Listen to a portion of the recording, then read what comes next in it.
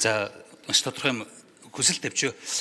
Ер нь бол яг агаарын бохирдол түгжирлээс хоёр асуудал байгаа. Гэхдээ энэ хоёр асуудлаа бид нэр хуулийн дээр тодорхойлсон тодорхойлтууд нь ч гэсэн одоо яг онж тодорхойлж чадахгүй ба. Тэгэхээр би эх 7 хоногоос ч юм уу, эх сараас ч юм уу одоо хот дээр байх нь, засаг дээр байх нь энэ хоёр үзүүлэлтийг хэмждэг үзүүлэлтийг одоо жишээлбэл VCR ч юм уу энэ үзүүлэлт яг ямар үзүүлэлтээр агаарын бохирдлыг хэмжих, ямар үзүүлэлтээр түгжирлийг хэмжих гэдгийг тодорхой болгоод өдөр болгон энэ үзүүлэлтүүдэд гаргаж нийтэд мэдээлдэг байгаа ч.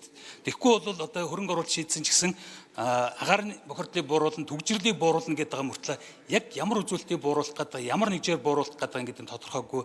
Тэгэхээр хөрөнгө оруулалтын хувьд ч гэсэн ирэм тогтооход их зөв юм болов. Тийм учраас танд ийм хүсэлт байна. Ирэх 7 хоногоос юм уу, одоо эх сараас юм уу энэ үзүүлэлтүүдийг өдөр болгон зарладаг, хэмждэг, гаргадаг болоо ч. Тэгвэл иргэд мэдээлэлтэй бид нар удирдлагуудын гэсэн одоо ажлын гүйцэтгэлийн дүгнэлт хийсэн амар болно. Тэгээ бид энэ асуудлаа яаж бууруулж байгааг харах нийтээр боломжтой болно гэдэг ийм хүсэлт байна. За үг хэллээ. Хөрөл Отрын баасан жаргал шүү.